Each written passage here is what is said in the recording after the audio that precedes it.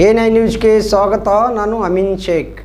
ಬೆಂಗಳೂರು ನಗರ police ಆಯುಕ್ತರ ಕಚೇರಿಯಲ್ಲಿ ಹಿರಿಯ ಅಧಿಕಾರಿಗಳೊಂದಿಗೆ ಉನ್ನತ ಮಟ್ಟದ ಪರಿಶೀಲನಾ ಸಭೆಯ ಅಧ್ಯಕ್ಷತೆಯನ್ನು ವಹಿಸಿ ಪೊಲೀಸ್ ಇಲಾಖೆಯ ಒಟ್ಟಾರೆ ಕಾರ್ಯವೈಖರಿ ಹಾಗೂ ನಗರದಲ್ಲಿ ಪೊಲೀಸ್ ಕಾರ್ಯಾಚರಣೆ ಮತ್ತು ಸಾರ್ವಜನಿಕ ಸುರಕ್ಷತೆಯ ಪ್ರಮುಖ ಆದ್ಯತೆಗಳ ಬಗ್ಗೆ ಚರ್ಚೆಯನ್ನು ನಡೆಸಲಾಯಿತು. ಸಂದರ್ಭದಲ್ಲಿ ಮಹಿಳಾ ಸುರಕ್ಷತೆಯನ್ನು ಸುಧಾರಿಸುವ ಕ್ರಮಗಳ ಹಾಗೂ ಮಾದಕ ವಸ್ತುಗಳ ವಿರುದ್ಧ ಶೂನ್ಯ ಸಹಿಷ್ಣುತೆ ನೀತಿಯೊಂದಿಗೆ ಡ್ರಗ್ ಮುಕ್ತ ಬೆಂಗಳೂರು ನಿರ್ಮಾಣ, ಮಾನವ ಕಳ್ಳಸಾಗಾಣಿಕೆ ಮತ್ತು ಮಕ್ಕಳ ವಿರುದ್ಧದ ಅಪರಾಧಗಳನ್ನು ತಡೆಗಟ್ಟುವ ಬಗ್ಗೆ ಚರ್ಚಿಸಲಾಯಿತು. ಬೆಂಗಳೂರು ನಗರದ ಪ್ರಮುಖ ವ್ಯವಸ್ಥೆಯಾದ ಟ್ರಾಫಿಕ್ ದಟ್ಟಣೆಯನ್ನು ಕೇವಲ ಮೂಲಸೌಕರ್ಯ ಬದಲಾವಣೆಯಿಂದಲೇ ವ್ಯವಸ್ಥಿತ ಲೋಪದೋಷಗಳನ್ನು ಸರಿಪಡಿಸುವ ಮೂಲಕ ನಿರ್ವಹಿಸಲು ನಿರ್ಧರಿಸಲಾಗಿದೆ. ಇದಕ್ಕಾಗಿ ಬಿಎಂಟಿಸಿ, ಬಿಎಂಆರ್ಸಿಎಲ್ ಮತ್ತು ಖಾಸಗಿ ಸಹಭಾಗಿತ್ವದೊಂದಿಗೆ ಬೆಂಗಳೂರು ಅರ್ಬನ್ ಮೊಬಿಲಿಟಿ ಮಿಷನ್ ತಂಡವನ್ನು ರಚಿಸಲಾಗುವುದು. ಇದರ ಸಂಪೂರ್ಣ ನೀಲಿ ನಕ್ಷೆಯನ್ನು ಮುಂದಿನ 2-3 ದಿನಗಳಲ್ಲಿ ಪ್ರಕಟಿಸಲಾಗುವುದು. ಪ್ರತಿಯೊಂದು ಪೊಲೀಸ್ ಠಾಣೆಗಳಲ್ಲಿಯೂ ಕೂಡ ವಿಶೇಷ ರೌಡಿ ನಿಗ್ರಹ ಪಡೆಯನ್ನು ರಚಿಸಲು ಈಗಾಗಲೇ ಕಟ್ಟುನಿಟ್ಟಿನ ಸೂಚನೆಯನ್ನು ನೀಡಲಾಗಿದೆ.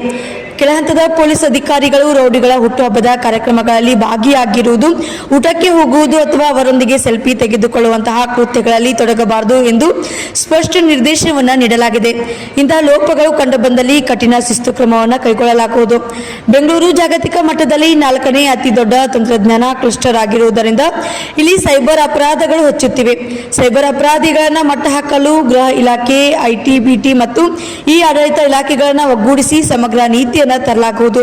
ಮುಂದಿನ ವಾರ ಖಾಸಗಿ ತಂತ್ರಜ್ಞಾನ ಸಂಸ್ಥೆಗಳೊಂದಿಗೆ ಸಭೆಯನ್ನು ನಡೆಸಿ ಅತ್ಯಾಧುನಿಕ ತಂತ್ರಜ್ಞಾನ ಹಾಗೂ ಸೇಫ್ಟಿ ಗಾರ್ಡ್ ಲೈನ್ಸ್ ಅಳವಡಿಸಲು ಕ್ರಮವನ್ನು ಕೈಗೊಳ್ಳಲಾಗುವುದು. ಮಾದಕ ದ್ರವ್ಯ ಜಾಲದ ವಿರುದ್ಧ ಗೃಹ ಇಲಾಖೆಯ ಸಮರವನ್ನು ಸಾರಿದೆ. ನೆರೆ ರಾಜ್ಯಗಳಾದಂತಹ ಕೇರಳ, ಮಹಾರಾಷ್ಟ್ರ ಮತ್ತು ಆಂಧ್ರ ಪ್ರದೇಶಗಳಿಂದ ಸಣ್ಣ ಪ್ರಮಾಣದಲ್ಲಿ ಬರುವಂತಹ ಮಾತ್ರೆಗಳು ಹಾಗೂ ಸೈಕೋಟ್ರೋಪಿಕ್ ಪದಾರ್ಥಗಳನ್ನು ಪತ್ತೆ ಹಚ್ಚಲು ಗಡಿ ಭಾಗಗಳಲ್ಲಿ ಹೆಚ್ಚಿನ ಟೆಸ್ಟಿಂಗ್ ಕಿಟ್ಗಳನ್ನು ಒದಗಿಸಲಾಗುವುದು.